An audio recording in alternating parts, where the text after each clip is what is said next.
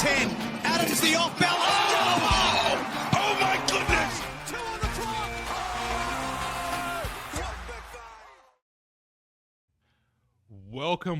Welcome to Beyond the Buzzer, brought to you by the Basketball Fix, basketballfix.com for all your NBL insights, fan podcasts, bits and pieces to get your basketball fix. And don't go adjusting your audio or your visual just because the lovely Ryan and Jez are not with us this week.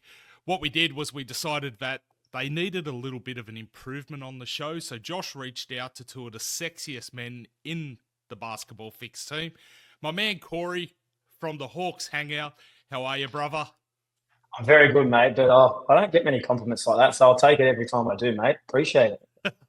Love it. Of course, I'm Berto from Tasmanian Takeover, and if you don't know the main man, Josh, by now, well, you clearly haven't been watching or listening, so rectify that problem. Josh, how are you, brother?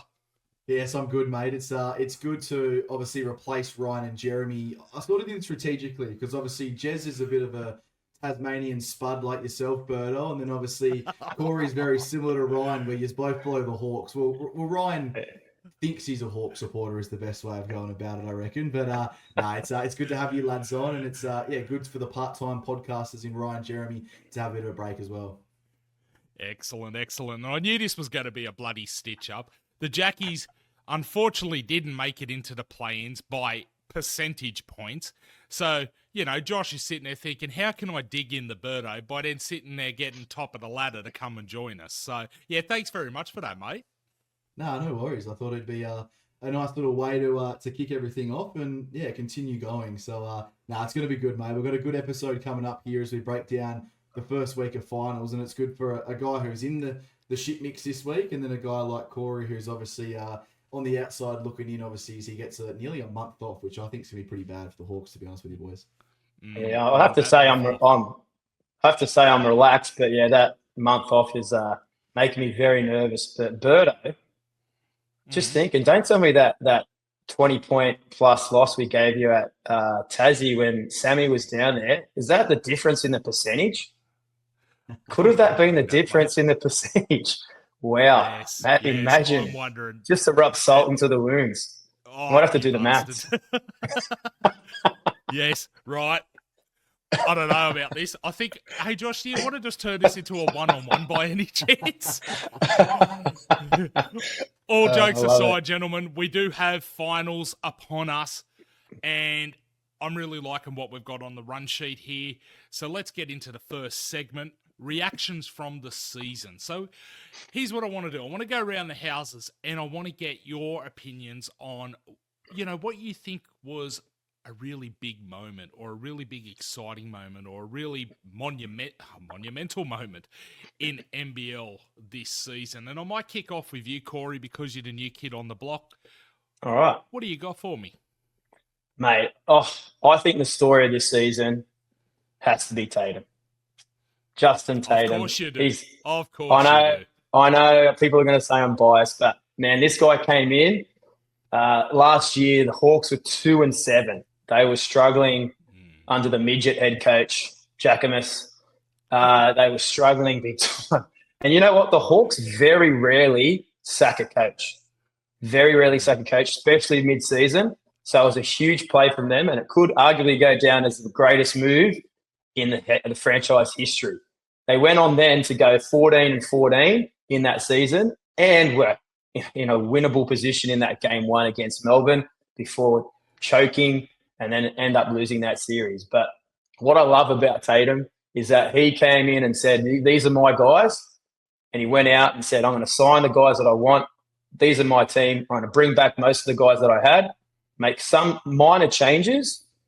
And he got 2 new imports in after we heard Gary Clark wasn't going to be an option. He went out and got his first business was Trey Kell. And I'm sure both of you will agree that was a nice piece of business. I've said it many times on the Hawks Hangout. It's very rare in the NBL to see big point guards. And Trey Kell didn't necessarily play point guard for his other teams in the NBL, but obviously Tatum saw him. He had a game for Adelaide when he played against the Hawks. I believe he got a triple-double.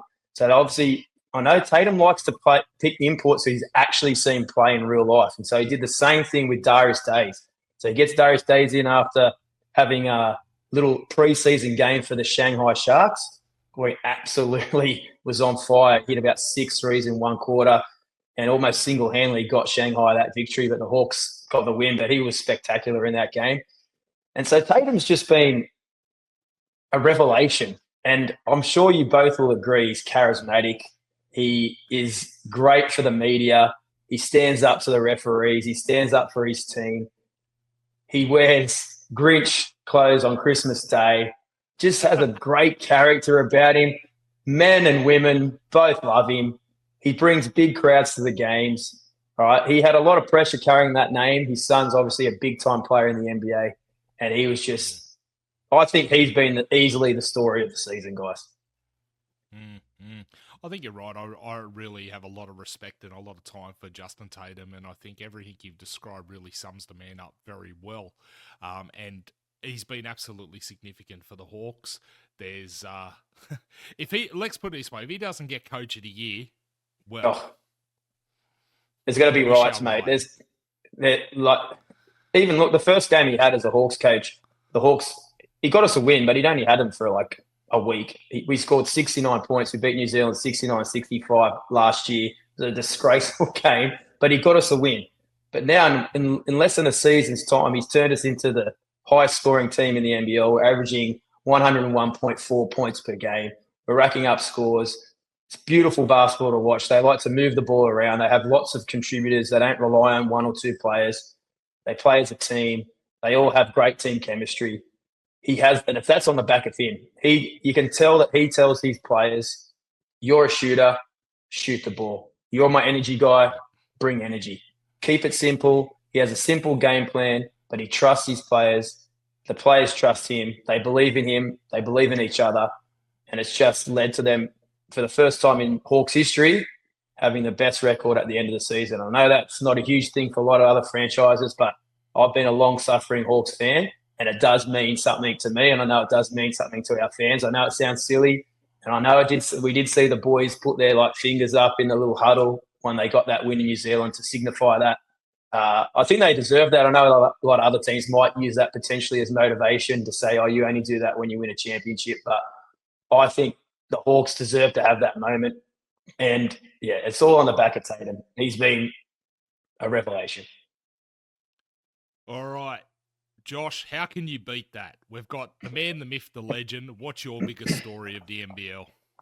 Oh, well, it's always easy talking about your own team. I know the first time we had you on, Berto, you turned beyond the buzzer in a Tasmanian takeover pretty much. So Corey's off to a red-hot start already. But I'm going to go a different path. I'm going to go away from my own team. I'm going to go with Casey Prather. I just think the resurgence of this man has just been unquestionable, one of the best stories of NBL 25. I think there are so many great stories this season. We've seen players obviously come over here and dominate as first-year imports. We've obviously seen guys like Bryce Cotton, for example, put 5 extra points on his career points per game, career high essentially, and had an MVP historical season. But I think what Casey Prather's done has really stood alone. And he's a guy who was an NBL superstar. He's a 3-time NBL champion, but he's been injury prone for the last couple of seasons. And we didn't see the best of him last year. And, he had a lot of injuries finishing off his time in Melbourne as well. But this season, we really got to see the best of him. And he went on a stretch there for 9 or 10 games where he averaged 27.5 points per game, finished the season with averages of 21.3 points, 6.3 rebounds, and 2.2 assists to go with 1.1 steals per game as well. And when he found his form at that midway point throughout the season to go to the back end as well, they turned into from pretenders to contenders. And that's no easy feat. And I know it sounds really, really silly to say a team like the Brisbane Bullets, who finished outside of the top 6, are contenders. But with their full-strength team, they have got a lot of positive signs going forward. You got to look at the young talent they've already got. Tyrell Harrison, they've got Josh Bannon, they've got Isaac White, Sam McDaniel signing on for another couple of years. They've now obviously brought on Casey Prather for another year. They've rewarded him with that, and I think that's an absolute saving grace for them. But when they had Bateman, Prather, and Cook all flying, this team looked unstoppable, in particular patches as well. And I think we're very easy to forget about things when teams go on a bad run or they have some injuries or some poor form. It happens all the time in professional sports. We always write teams off quicker then we give them that sort of, title contending sort of team and everything like that. But I just love what he does. I think a really good thing as well is he's a good leader for all these young guys coming through. You can just see it. He oozes out. He's clearly happy in Brisbane. It's great to have his wife, obviously, on the NBL commentary team as well, which keeps him around as well to a big degree. She's still working. She's loving her time, and she's made the big move over to Australia. So in terms of the biggest storyline and one of the best storylines as well, and maybe even just like the best feel-good storyline of NBL 25, I think Casey Prather's resurgence is definitely up there. I think you've got a really solid point there, and I think much like the Jack Jumpers, the Bullets were a team that were absolutely hindered by injury. And no, I'm not going to go on a Jack Jumpers rant as much as I'd like to. I'm still licking my wounds, boys. Take it easy. But I'm looking forward to seeing what the Bullets can do in a season where they're not struggling with a heap of injury. And I think it's fantastic that, you've got Sammy Mack re-signing, and if you've got Casey Prather re-signing, I think they could be, as you say, contenders. So yeah, let's see what next season brings. For me, and hold on to, grab your desks, boys, hold on to your hats. I haven't actually selected a Jack Jumper moment. Oh, A bit, yeah, I know. Well, there wasn't many moments. Shut up. You and I, we're going to have words, son. We're going to have words. But a bit like yourself, Corey, I've actually gone for the coach. And I'm going for Josh King. A bit like the scenario that the Hawks were in when they had to get rid of Jacob. A similar situation was starting to fester within southeast Melbourne. And Josh King has come in, and have they had the absolutely perfect season? No. But when you take a look at where they are, fifth, going into the playoffs, fifth on the ladder, that's fantastic. Considering last season, they finished bottom. And you can see the confidence in the players. You can see the way he's pulled that team together. He's made it his own. And I'm looking forward to when he gets them for a whole season, next season, what happens. And I honestly do believe they're going to be a handful in the finals. I really do believe. I don't know where they're going to finish up yet. I really don't know. But I think they're going to be an absolute handful. All right. Josh, you've got a comment for me on that one. Go for it, mate. Yeah, well, I think he's been great, mate. And I think there's a genuine conversation between him or Justin Tatum for Coach of the Year. I think Justin's obviously had an incredible season, but what he's done, we haven't seen Southeast Melbourne Phoenix be a contender or, a playoff hope as much as they have been this season in their 6 or 7 years in the league. But I think the thing that he'll fall victim to is what Justin Tatum fell victim to last year. And them just being, that 5 to 10 games into the season already when he took over.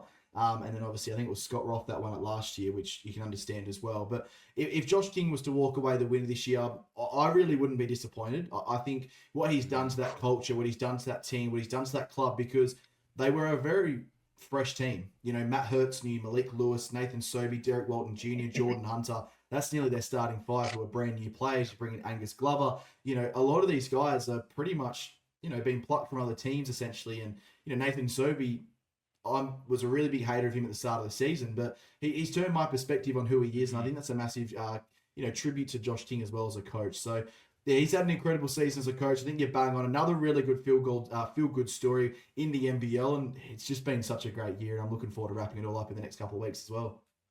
Absolutely. I'd have to say I'd be very disappointed if Josh King wins Coach of the Year, because I felt the standard was set last year, just like you said, that Tatum didn't get it. He came in at a very similar record. The Hawks were 2-7, Southeast were 0-5. And it's the finishing place on the ladder, I guess, that you look at too. Usually the Coach of the Year has to finish in those top maybe 2 or 3. And Tatum's had him for the whole year. His record speaks for itself, 20-9. I give it if you take those 5 games away, what's that? They finished 16-8. Pretty impressive, but it's 20-9. He's still got to win another 4 and only lose 1 more to get that 20-9. So I think I'd be very disappointed. Based on what happened to Tatum last year, it's pretty similar position. He didn't get it. So I feel that he deserves it this year. Yeah, look, valid argument, absolutely valid argument. And look, I'll be honest, I won't be disappointed if either of those two get it. If anyone else gets it, unless of course it was Scott Roth by some miraculous sneaky ballot, then I think it's not right. But if you are interested in who actually pulls off Coach of the Year, make sure, I mean, by the time you're hearing this, the Gazies will have already have completed. And make sure you go and check that out. I believe they were airing it on KO, so you might be able to get a replay of it if you're, a little bit slow to the party. All right, well, here, Corey, this is, I think, Josh's favourite part of the show. Okay. I know he likes to sit there and, almost tease the new blood with this one. I know he had a bit of fun trying to have a crack at me, and he certainly likes ripping on Jez with this. Guess who? So, Josh, do you want to run us through the clues you've got for this week's Guess Who? Yeah, well, I thought we'd go with a genuine champion of the NBL, and it starts off very simple, I think, and it's an easy one if you know a little bit about the NBL and some NBL greats as well. But I'm a 6-time NBL champion. I've made the All-NBL first team once. I've made the second team twice and the third team once as well. My number is retired by my NBL team, and I finished up in 2020. I am a grand final MVP for my club. I am now an NBL commentator and media member. Hint, hint. Who am I? Now we'll go to a very, very short little break here quickly, and we'll come back in a couple of minutes here, and we'll get the boys' first initial reactions.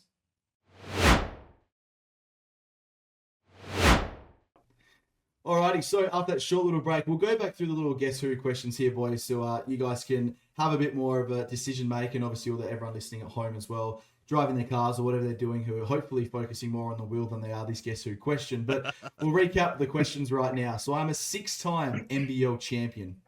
I have made the first All-NBL team once, the second team twice, and the third team once. My number is retired by my NBL team, and I retired in 2020. I am a grand final MVP for my club, and I am now an NBL commentator and media member. Corey, have I served it up on a dish with that last question in particular?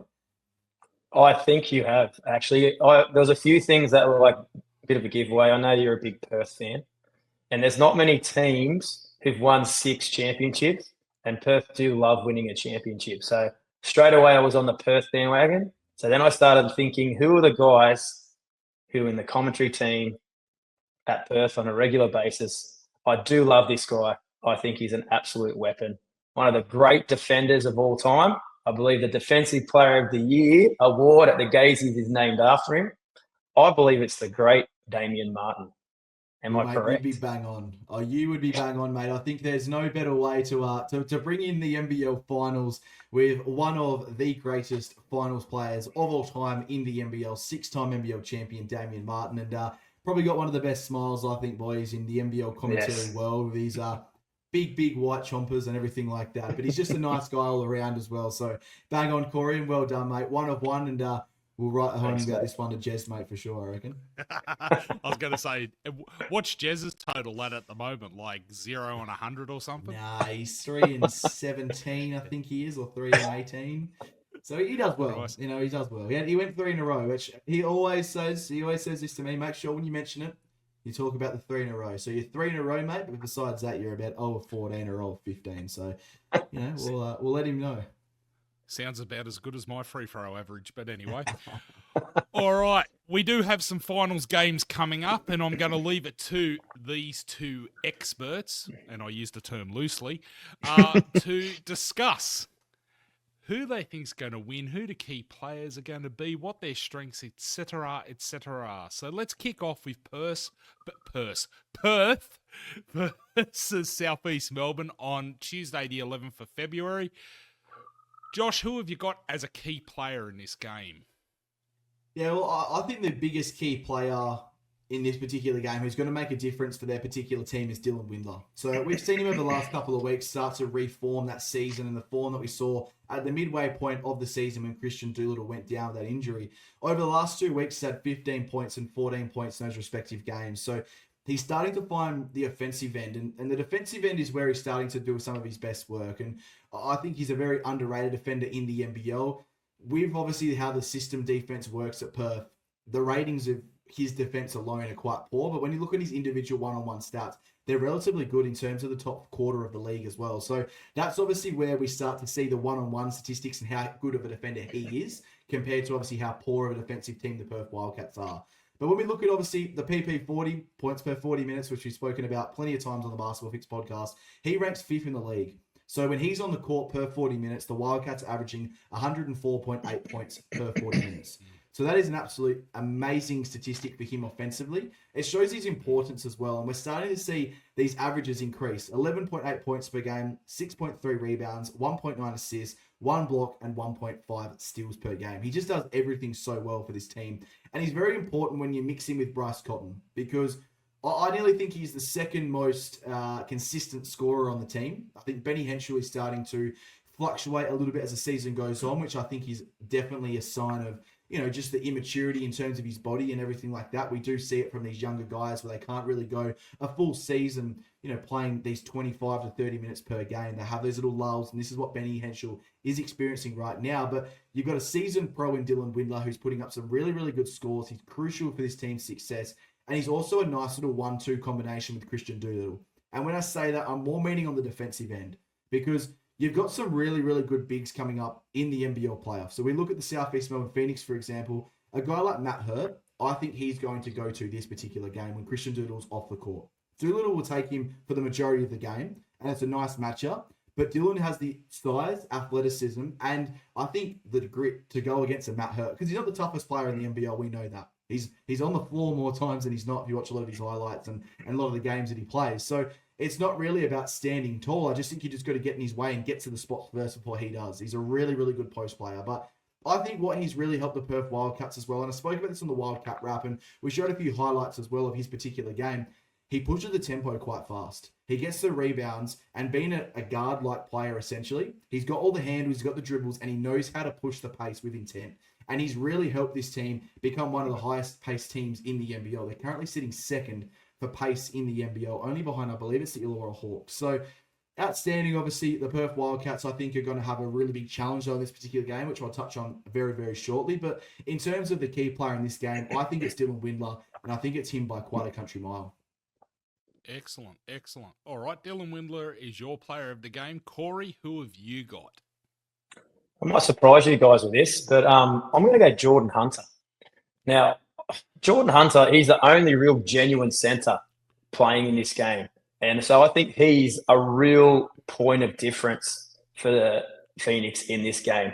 I think they really need to establish his inside game early. Last time they played each other, these two teams, I know Southeast Melbourne went down 199, but that was a game they really should have won. And he had a 13 and 13 game. So a nice little double-double. It was a pretty nice game from him. I just really think he's the sort of guy who's really good in that high pick and roll game. When he sets the screen nice and high, rolls to the bucket, he gets a lot of alley-oop dunks and finishes there, easy buckets. He's averaging 10.6 and 7 this season, but he's doing that at a really high percentage. He's got to be one of the highest percentages in the league for his field goal, 59%. That's outstanding. And he used to do this for the Kings quite a little bit. When his team really needs a bucket, they tend to go to that high pick and roll, use him, get him into nice situations. He gets that bucket, nice high percentage. I just think he can have a huge impact on this game. Both ends of the floor too. Defensively, he's a great presence under the bucket. If he starts to get that presence early, and then they can start looking to get their guards in there. They've got a great guard rotation I'll talk about a little bit later. I think that could be a huge key to the game. But Jordan Hunter also needs to stay out of foul trouble. He has a history of getting early fouls. If that happens, that's going to put a lot of pressure on Hurt, to try to take up. He's not a big body either. I know he's tall, but he's not an overly big body. It's going to put a lot of pressure on him, especially on the defensive end and also rebounding as well. It's huge. Josh, what do you reckon about Geordie? Yeah, I think you're bang on, mate. I spoke about Geordie on the Wildcat Wrap and a bit of a danger person for this particular game, and just the way that he sort of, like you mentioned there, that centre position. And I think the most important thing for him, and you sort of briefly spoke about it there, but his impact on the defensive end and giving Matt Hurt the needed rest on the defensive end, as silly as that sounds, is crucial for this team. Because the Perth Wildcats have a plethora of forwards. You know, you've got Keanu Pinder, Christian Doolittle, Itan Almuntz, you can float through there as well. David Aquera and Dylan Windler, who will tire these guys out when they try to play the fast-paced style of basketball. So Geordie Hunter's inside presence is really, really important. And one thing, I just really want to just put this out there right now. The most important thing for Jordan Hunter is he doesn't do what Montrezl Harrell did, Isaac Humphries did on the weekend, and standing off Bryce Cotton in the pick and roll. He's got to step up. You've got to really come up high, because if Bryce beats you, you've got to look to a guy like Matt Hurt for the help side defense. But you don't want him shooting uncontested three-point shots, which we saw so often against Adelaide on the weekend. So I think that's the most important part of this particular game for Jordan Hunter, is really working hard in the pick and roll, getting over the guys, and stopping Bryce having those easy uncontested three-point shots. Very, very good point. All right, Corey, I want to dig in a little bit more. You were saying you were going to talk about the guard rotation, and we're now going to start talking about each team's strengths. So let's kick off with yourself. Yeah. Tell me a little bit more about this guard rotation, how you think it's the team's strength. Okay. Well, SEM, they have a plethora of guards. So they've got Sobey, Foxwell, Glover. I'm a huge Glover fan, both ends of the court. Ben Eyre. They've got Matt Kenyon, defensive specialist. He's a former Tassie guy. I'm not too sure. Is Walton Jr. fit? I know he was a chance of playing into the finals. Is he a no-go? I don't think he'll be a play in this game, but he could be if they make the top four, essentially. So he's still, okay. I think it was a hamstring tendon potentially. So I think it was like 8 to 10 weeks. So he won't be playing this game, I don't think. Yeah, so I think that guard rotation is huge for them. So what that's going to allow them to do, both ends of the floor, is throw plenty of guys at Bryce. We know that Bryce is probably going to be playing close to 40 minutes, if not 40 minutes. So they're going to be able to throw lots of guys. My concern, though, I know this is their strength is their guard rotation, but I'm mainly talking about that from the offensive end. A lot of these guys can put numbers up. So Sobey can rack up scores. Foxwell's really good offensively. Glover can bang some threes. You've got Benny Ayres, an offensive threat as well. The only one who isn't really is Matty Kenyon. And I think Matty Kenyon's probably going to get 10-plus minutes in this game, and he's going to be really tough and rough on Bryce. So I think that's going to be big in this game. If he can do a real good job on him. But the thing is, when he's on the court, they do lose a little bit offensively. So that's where it's going to have to find the balance. Someone else is going to have to step up there when he's on the court. I know he can get some scrappy points here and there, but he's not really a threat from the outside. And I'm pretty sure Perth will lay off him and let him take those threes if he gets it. So that's a big thing from them. I think, Kenyon's definitely their best defender. But whether those other guys in the rotation when they're on can step in and get into Cotton's grill, because that's going to be the key. So they're going to have to throw plenty at Cotton. He's going to be the guy. We all know he's the guy. He's the guy who's going to be there for Perth in the key moments. Is anyone in that guard rotation when the game's on the line going to be able to stop him? Very important points there. And I want to drill on the threes and Cotton a little bit. And Josh, this is probably where we can get into the team strengths for the Wildcats. So do you want to take this ball and run with it, sir? Yeah, I'll definitely run with it. But statistically speaking, there isn't a strength for the Wildcats, which is just blowing Southeast Melbourne Phoenix out of the water. Like when you look at across the board, these two teams match up statistically. It's like a match made in heaven when it comes to a playoff game. And we saw the last time these guys met, like Corey said, it was 100 to 99. I think we're going to see something very similar, because when you look at the spread, you've got points per game. The Wildcats are 100.1, Phoenix are 96.1. You've got rebounding, right? 41.8 for the Wildcats, 41.6 for the Phoenix. You've got assists, 18.7 for the Wildcats, 17.6 for the Phoenix. Steals, 7.4 for the Wildcats, 6.6 for the Phoenix. Everything is just so tight. And there isn't really a nicer matchup when you look at this first round than these two teams. But I'm going to go down a little bit of a different path here, and it's not statistically speaking, it's player speaking. And it's Bryce Cotton. He is the difference every single time the Perth Wildcats get on the court. Okay, he's a guy who is having an all-time great season, 28 points per game, right? He is absolutely dominating every single team that he's come up against this season. We've seen him even dominate the Illawarra Hawks, a team who last season he really, really struggled against as well. And I think they're starting to find great confidence in the fact that Bryce is not having to do everything. he's still picking his moments. If you look to the game on the weekend, he still had 7 assists, and they pretty much all came in the first half because he knows his fitness and his time is in the third and fourth quarters. And that's where we're seeing these explosions come. Now, I think Owen Foxwell is the perfect matchup for him early on, just to try and slow him down a little bit because he's got the speed to be able to go with him. But as the game goes on, if I'm from a Phoenix perspective, I'm chucking Malik Lewis on him. A bigger body who can defend, who's really, really agile, and can also make Bryce pay on the opposition side as well in the fast break or the transition basketball. So I'm a bit worried in this particular game, sort of how, statistically speaking, that one of these teams can get an advantage. It's really going to come down to key moments, as all these games do. But if I'm looking at the Wildcats and what their massive strength is, it's Bryce Cotton and how they've been working for Bryce over these last couple of weeks. We look at probably a month ago, they lost to Melbourne United in a playoff atmosphere, then they lost to the Cairns Taipans. But since then, they've had 3 massive wins against 3 quite big contenders in the NBL. And have really dominated the Sydney Kings, for example. And I know they only won by 8 points against Adelaide 36ers, but they dominated them statistically as well. So I'm really looking forward to this game. I think the team's strength has to be Bryce Cotton. Boys, time to put the heads on the chopping block. Let's call out who wins. Corey, who you got for this matchup? I think Perth win.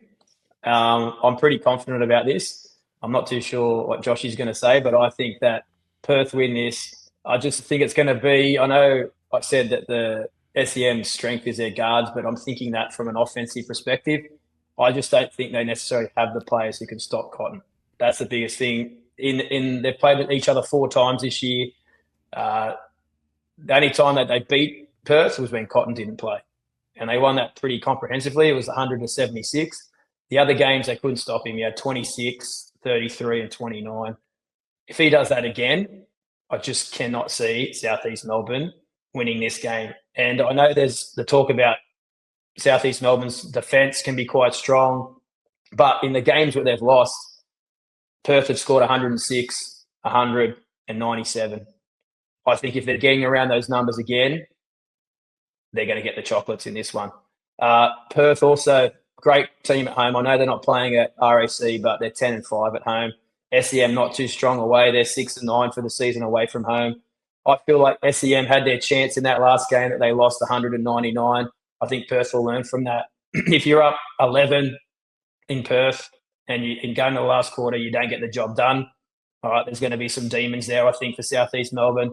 So I think, Cotton is way too consistent. He doesn't often have a bad game unless he's playing against Wani. So I just think I'll back someone who's going to be consistent rather than those guards for Southeast Melbourne who I just don't know what you're going to get. I know Sobey can be a great player and he can have a big game. I just haven't seen Sobey have a really strong game in a really big game that matters. And that's what I'm going to go with. All right, so Corey's got Perth by a cotton mile. Boom. And let me guess, Josh, you've got Perth as well. Should we just wrap this up right here? Unfortunately, mate, I've gone that Southeast Melbourne Phoenix will win. And you speak about... Are you feeling all right, mate? Are you okay? I don't know. Like, Corey spoke about the consistency, and I think he's bang on from a Bryce Cotton perspective. But it's the inconsistencies in some of these other guys that really worry me. So a guy like Keanu Pinder, he's had 3 good games in a row, but we know that that's eventually going to come to an end. And when it comes to an end, it's not just like he'll go out and have 15-7. He'll go out and have 2-2, and then it just completely derails the team. Benny Henschel, like I've been speaking about, he looks knackered. He looks absolutely cooked. I think it's time to inject Ty Webster into the starting lineup from a Perth Wildcats perspective, try and increase the pace and let Benny Henschel just come on as a scorer. I think they're trying to make him too much of a playmaker at the moment as well, and having the ball in his hands too much, where he's just a scorer. Put him in the corner and let him shoot 3-point shots on the catch and shoot. But I just think the defensive end of the basketball is where it's going to be a bit of a worry for the Perth Wildcats, because if they let Southeast Melbourne Phoenix linger around them offensively, the Phoenix have a knack of just turning it on defensively for 5 or 6 minutes. And that's all it takes in these particular games, because the Wildcats don't really focus wholeheartedly on the defensive end. But if a team can just stop them for 4 or 5 minutes, it can be the little bit of a flick of a switch to obviously allow the Phoenix to win this particular game. And the factor of not being at home, I think, will affect them. It's been on their minds. It's all that everyone's been speaking about over here in WA. Why aren't the Wildcats playing at RSC Arena? Obviously, RSC Arena just hit back on social media the last couple of days as well, which is also making it very interesting. But I just think there's not a lot of confidence for myself in the Perth Wildcats. This time of the year, what's the most important thing, boys? Defense. Defense wins championships. We all know the old saying, offense sells tickets or fills the stands up, but defense wins championships. I don't think there's ever a truer thing, especially when it comes down to the pointy end of the season. So I've gone with the Phoenix to win this particular game, as sick as that makes me feel. Right. I am concerned about you. I will be honest with you, but I think you make some really good points. And yes, you are absolutely right. Defense wins the championship, and Wildcats, they're known for their offense. So, yeah, based on that, I'd even say that Sem are really looking quite good. All right, let's look at the next game. The Mighty Kings, because if I can't go for the Jackies, I'm going to go for the Kings. Versus bloody Adelaide. No, in all seriousness, Kings versus Adelaide. Josh, who you got as the key player in the game? Mate, I think it's an easy one, to be honest with you. I think obviously there's star players galore in this particular game.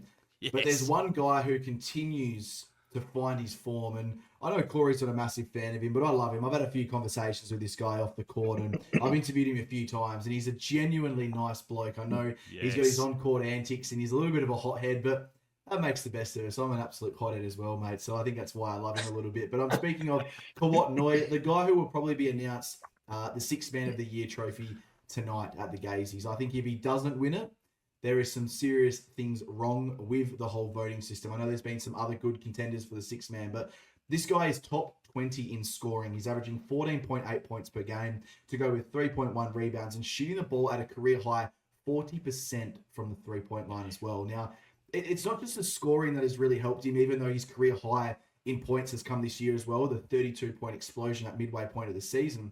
It's the way that he's buying in defensively, which has made me quite surprised as well. He's been an underrated defender. He's really bought into Gorge's system. He's been one of the few guys that, Gorge has trusted from start to finish. You haven't seen these fluctuations in minutes, which you have seen with even Jalen Adams, Xavier Cooks, and Cam Oliver, for example, the superstars of this team. He's sort of always floated around that 20 to 27 minutes per game. So I think he's the key player in this game. You know what you're going to get out of a Cam Oliver. Jalen Adams is a different story right now. He could be the key to this game, as he could rip them apart. But he's also been really, really poor and picking up early fouls. And then obviously you got Cam Oliver. And on Adelaide's side, it's just stars galore, but it drops off very quickly. So I think the depth is going to really help the Sydney Kings in this particular game. And there's no bigger depth player than COTY. Excellent. Corey, unless, of course, this is just a write-up about the Kings, who you got? I have to say, I know I'm not a huge fan of Noi, but he has been Sydney's best player this year. I have to say that. I'll give him that. But I'm not a fan of his self-promotion of being Sixth Man of the Year. Leave that to the people who judge the award. Don't name it yourself. Because Hickey's a sneaky little chance too, just quietly, but he just has to talk to himself up for it. But I'm sure he's probably going to get it. But my key player for this game is Isaac Humphries. Now, I've done a little bit of research into the 4 times these two teams play. Interesting little stat, guys. I don't know if you knew this either. These two matchups were the matchups in Hoops Fest.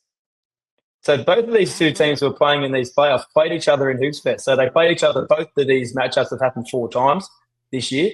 And Adelaide have got Sydney 3 out of the 4. The only time Sydney won was in that Hoops Fest game in Perth. And Humphries, okay, so in the loss, Humphries only had 2 points and 1 rebound. Crazy. But you look at the wins. In the 3 wins, he's had 14-8, 17-6, and 19-9. So when they've dominated Sydney and got the job done, he's been a big reason for it. He's been that point of difference. In the loss, 2 points, 1 rebound. That's way under for him. And I think Sydney really lacked depth in that front court. Not too sure if Cooks is going to play. I know it was for personal reasons. I'm sure he probably will play. Leah Pepe, I'm not sure if he's back from his injury, but they're definitely undermanned in that front court. So that with Humphreys there too, with his partner in crime, Harold, they're just going to be causing plenty of trouble for that Sydney front court. But I think Humphreys is the key to this game. All right. Yep. Okay. I won't disagree with you. I think Humphreys is an absolute key player, but I'm not going to sit there and give too much credit to the team that. Anyway, moving right along. Strengths. Corey, I'm going to throw the ball back at you. Yeah. What Adelaide's strengths going into this matchup? This is pretty easy. I've said this all season. Adelaide's strengths are definitely their starters.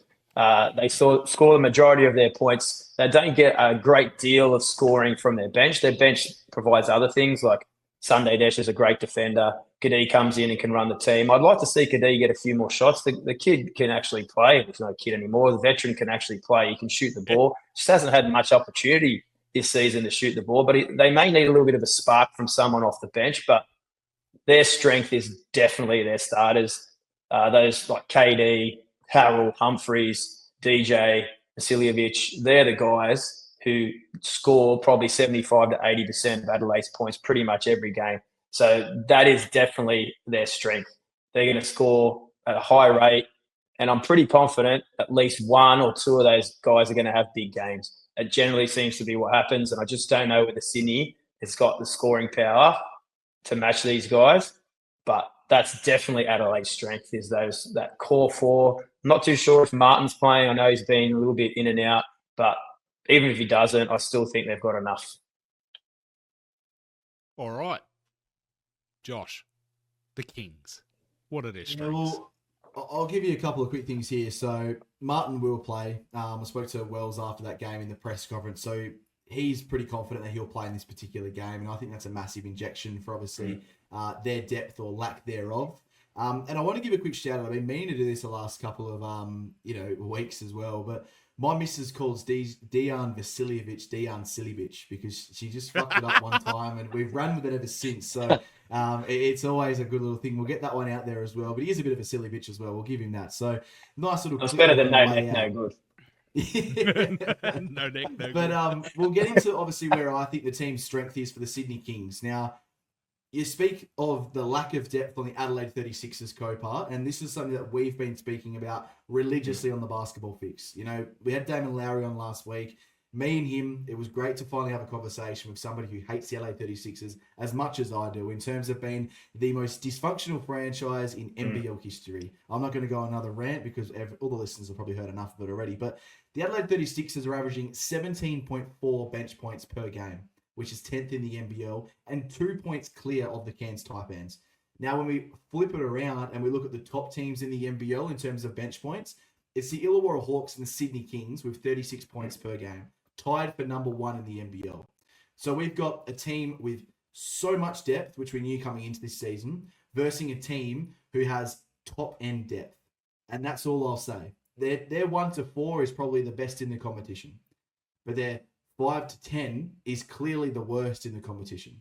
You don't know what you're going to get out of them. So I think that's where Sydney's strengths will come into it. We spoke about it earlier, obviously Courtney being the key to the game. You've got a guy like Alex Tui, who I think is just buzzing to have an absolute huge NBL playoff game. He's really trending in the right direction. Same with these mock drafts as well. We're all seeing him on the outside looking into the first round. He has a big playoff series. He's clearly a first-round talent, I think, in the upcoming NBA draft. So you've got him. You've got Isaiah Leartha as well to a certain degree. I still think he can find shots and find form late in the season. He's a veteran. He's played in some big games as well in his NBL career. And then depending on how the rotation goes, we may see a Cam Oliver come off the bench. You just don't know with Gorge. He's lost the plot. He's losing his marbles. I know he's a great coach, all that sort of stuff, but someone's going to check him out. You know when you need a nurse at school? Well, Gorge needs a nurse right now, mate, 'cause he's absolutely lost the marbles for sure. So it's going to be interesting. I'm scared for both of these teams because we could see a game where it's 100 to 100, and we also could see a game where it's 70 to 70. Because both of these teams are really, really inconsistent, and they're sort of, a bit of a, I don't know what to say, but they're just fucking shit. I'll just say it like that. I just don't see them going past this at all. They're 5th and 6th for a reason. The Sydney Kings should have been a number one contender this season, and there's a reason why they are 5th on the NBL ladder. But I've sort of turned their strengths into a bit of a negative there, boys, so I'll stop talking. Yeah, I was going to say, mate, I mean, This was meant to be the strengths, but whatever. So while you're on your rampage there, so who's going to win this one, Josh? This is the problem. It's a shit kickers award, I guess you could probably say it. It's the battle of the shit kickers. So I don't think either of these teams will go past this point anyways. Obviously one of these teams will move on to play one of South East Melbourne or Perth. That team will be the Sydney Kings in my opinion. Like I said, it comes down to depth. I think, as we'll see this particular game, Gorshin will have a little bit of a play to allow Davis to do whatever he wants to do, but shut down Harrell, shut down Humphreys, shut down Dion, shut down Lat Mayan and Sunday Detch. I still think you can't stop Kendrick Davis. You've got to allow him to have that 30 and 10 because he's just such a ball-dominant player. But if you allow him to have 30 and 10, I think you'd be pretty happy if Harrell has under 10 or around 10, if Humphreys has one of those poor games which Corey spoke about earlier. So I still think the depth is the biggest strength for the Sydney Kings, and that will get them over the line in this particular game. All right, and now the Josh has absolutely shit-canned everyone. Corey, who you got as the winner for this one? Mate, I think this game's the battle of the teams who could just implode at any second. Both of these teams, when everything's going well, they look like they love each other. They're high-fiving, they're yahooing. But when things go bad, they're on each other's back. It's always someone else's fault. Never going to take it. They're not there for each other. They're Jekyll and Hyde, both of these teams. And I just feel, because of that reason, I just see Adelaide as the team who could potentially blow this game out quickly. And then I could see Sydney turning against each other. They have the offense that could do it. I know you talked about the depth, but in playoff games, it's a one-off game. They're not worried about a series here. They're going to play their main guys for big minutes. All right, Perth do it with Bryce Cotton. He plays big minutes. In these types of games, I think it doesn't really matter about the depth. So I think if they play their guys big minutes, and they have good games, I think at least two of them will have a good game. For example, I can't see both KD and DJ having a poor game. DJ loves playing against the Kings. I can see him going off, hitting 5 threes in a row and just breaking out the game. I just don't think Sydney has that player who can really break this game open, while Adelaide have multiple players who could do it. So I think in a game, and I agree with you, Josh, I do not see whoever wins this game progressing any further. There's just too much dysfunction in both of these teams. Also, Adelaide's front court, way too strong for Sydney. They'll just cause them too many headaches. And it's that lack of depth of Sydney. I know they've got depth across the board, but lack of depth in that front court. I think when Adelaide need to get easy buckets, if they're smart enough, well, that's a question, will they go inside? Because they do like a bit of ISO offense with DJ and KD, just dribbling and then jacking something up. Sometimes works for them. But if they play smart and get it inside when they really need buckets, I think Adelaide can get this win. All right. Well, I'm got a little bit of passion bias getting away, and I'm going to go with the Kings because if me Jackies aren't there, well, the Kings can go forward, at least as far as they can. And look, because you gave me a microphone, and that's the worst thing you can do, Josh, I'm going to give a little shout-out to my man, Majuk Jeng, who has just gotten the Kmart Game Time Award at the Gazies. So, yes, the ding. Love that. Anyway, Stick me. That's live. What's that? Love What's it that award? I've never heard of that one. Is that the one they just give out to the shit kicker of the year or the shit kicker team? Oh, I see where you want to go with this. This is the one. This is the award. This is the one you give to the guy who's a bloody weapon and unleashed and uninjured will destroy you. But anyway. All right, Josh, I'm going to throw over to you to give our playoff matchups and to give some final basketball fix behind the scenes spiels. Alrighty, I just want to quickly say something, Corey, and I'm going to jump off something that you've got written down here in the run sheet, mate. And it's my best mate, Derek Rucker. All right, you've written this here and you forgot to say it, or you maybe didn't want to say it. I'll go there with it, mate. All right. I'm keen to go there too. He'll be walking. Was it from Sydney to Perth? He said, or from Melbourne to Perth? Yeah. Yes, he did say that. First and foremost, Derek, please don't come to Perth, mate. All right, this is my town, my city. I don't want to see you here first and foremost, mate. All right, but you will be walking from eastern states, so the eastern coast, all the way over here to the west coast, mate, because that claim at the start of the season, many of people would have gone there, to be honest with you, though. Like, I think I was there as well. I thought this was the stacked roster of NBL history. This was the team that was going to walk through the whole NBL. Brian Gorshin is the main problem. We're not going to go too much into that, mate, but I thought I'd just mention that because we're going to give a shout-out to our main man, Derek Rucker. But let's get into who we believe will be the playoff matchups. So I'm not talking this play-in bullshit. All right, I don't really like this format. We've seen a team come into this play-in tournament under 500. Right, we had Damon Lowry on the show last week, and he made a comment which I loved. if you top 6 is fine, but if you finish under 500, don't even worry about rocking up to the playoffs because you don't deserve to be there. All right? Who cares about a losing record team in the NBL playoffs? Realistically, Adelaide, do we see them winning a championship? No. Sydney? No. Phoenix? I think there's a case to be made. The Wildcats? Yes. Melbourne United? Yes. And obviously the Illawarra Hawks 100%. So let's get into who we think are going to be the top 4 teams when it's all said and done. Now, I'll kick us off first, Corey, and then I'll get your thoughts afterwards, mate. I'm going Melbourne versus Southeast Melbourne in that first second v third matchup. So like I said, I think Southeast Melbourne will beat the Perth Wildcats and go ahead and play Melbourne United, which I don't know if I'm rooting for Southeast Melbourne because I don't want to play Melbourne United in the first round of the playoffs, or if it's just I want to get the Illawarra Hawks out of the way first round. So obviously that leaves Illawarra and Perth in the first round. And I think subconsciously as well, mate, there's a bit of wanting to come over Wollongong and see you and Sammy as well, have a few beers and hopefully ruin the party over there at the Wynn Entertainment Centre as well, mate. But I just think that'll be the way that it will go. From there, I think Melbourne will win that first series. And as much as it pains me to say, I think Illawarra will win that second series as well. It's going to be close, though. Like, this top 4, even if it's Melbourne versus Perth and Sem versus Illawarra, you could see Perth and Sem coming out of those series as well. That's how close this season is because it's about moments in these 3 and 5 game series. So I'm looking forward to all these things, but I've gone Melbourne taking on Southeast Melbourne and Illawarra taking on Perth. What about yourself, Corey? What have you got? Mate, I've gone Melbourne v Perth, and it's probably a little bit similar to you. I don't think I really want to play Perth. So it's a bit of the subconscious coming in. They've haunted us for many, many years. So I'm a little bit concerned about that. Obviously, also the travel over there, and I hate watching 9:30 Friday night games in the Gong. It's not good. So that's part of me but I do think Perth will beat Southeast Melbourne. So I think that you're going to get a Melbourne Perth semi-final, and then I do think Southeast Melbourne will bounce back and beat Adelaide or Sydney. I said it'll be Adelaide. I think that they'll win that quite comprehensively. They'll come up against Illawarra, which I think will be a really, really entertaining series. They match up quite well against each other, and I would have to say that I'll be a little bit nervous. It's probably a battle of the two teams who haven't won a title. SEM haven't won one, and the Hawks haven't won for a long time. Probably a little bit of pressure on both teams there to try and to break that duck for a long time. So I think Illawarra, I'll be nervous. It'll come down to that first game. I know that big break's a big concern for me. I am worried about it because that game 1, if you come out and you're ice cold and all of a sudden down a bunch, can't get it back, lose game 1, then go over to their place, play game 2, big pressure on. I would hate to go out in straight sets after having a great season. But I do think I do think we can win that. And I think that we would play. I think we're going to play Perth in the finals. I think Perth will beat Melbourne in the finals.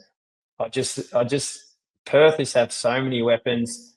I know Melbourne do have a very strong defensive side, and they do have those players in close games. I've said all season they're the best team in close games, but Cotton in clutch moments, you can't doubt the bloke. And I think both of these series will go to 3 games. Right. Now, you boys have given me a microphone, and this could be the most evilest thing I could do. All season, throughout our group chat for the Basketball Fix, there has been a hashtag no chip talk.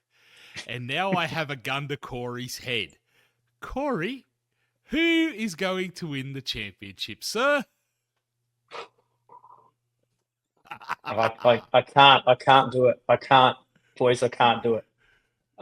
If I'll be honest with you, if it is Illawarra v Perth in a best of 5 series, I would be very worried, and I would not be shocked if Perth beat us.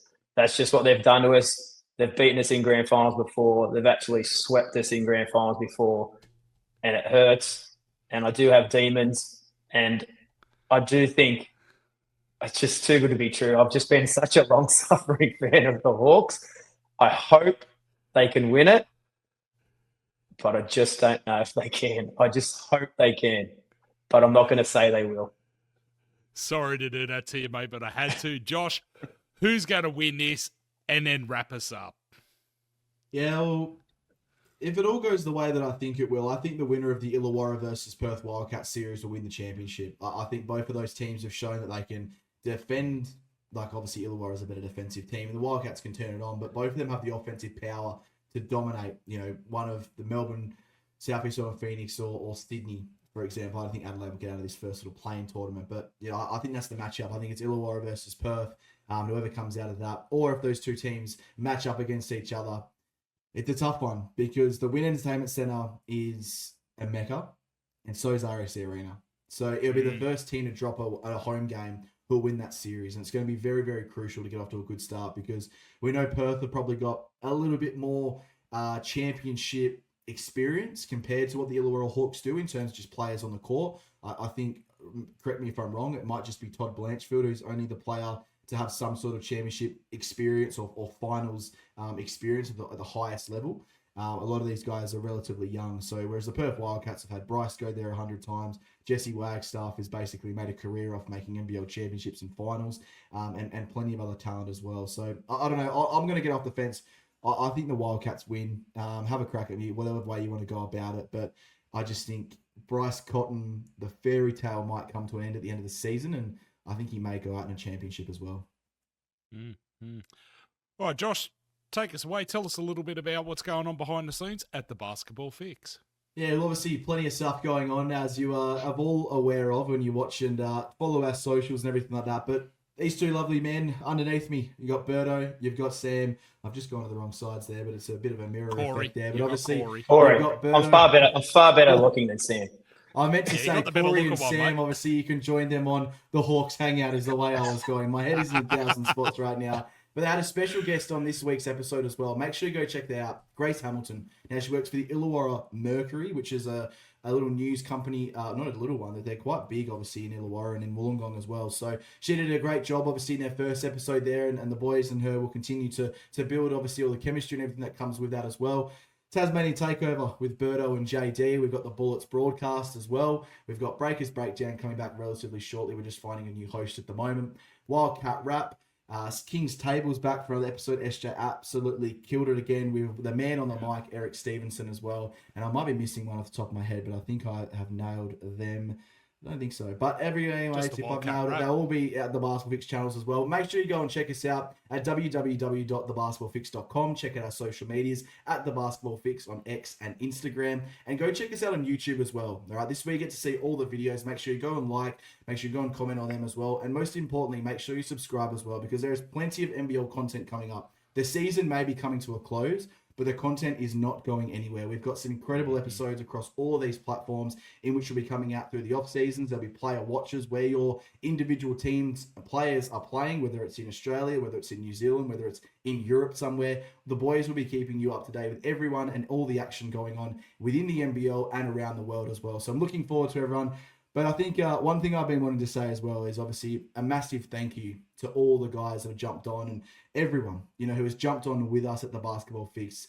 We started this out, 3 years ago, essentially, just in my room by myself. And this year, the boys have jumped on with Jeremy and Ryan and really brought this to just an outstanding level. And we're continuing to grow. But it takes not only us three who, at the Basketball Fix or Beyond the Buzzer is probably the better way of saying it. It takes everyone. The Hawks Hangout, the Tasmanian Takeover, the Bullets broadcast. All of these team shows are incredible because there is no better platform in the NBL than the Basketball Fix. I might be biased in saying that, boys, but we are the number one platform outside of the NBL. There it is. I've said it right now. So make sure you get along. Make sure you have some fun, and all of us will keep you up to date with your Basketball Fix. All right. Well, thank you very much, gentlemen, for your time this evening. It has been an absolute blast to hang out with you both. Corey, I hope we busted your cherry nicely on the Beyond the Buzzer. And for you, listener, please, as Josh said, go and check out all the socials, get across it, keep your ear out on everything that is coming out over the off-season. And we hope, you got your Basketball Fix. Which stars come to play?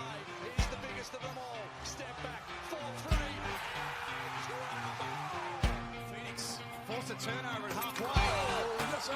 Yes, sir. Clock at 10. Adams the off balance. Oh!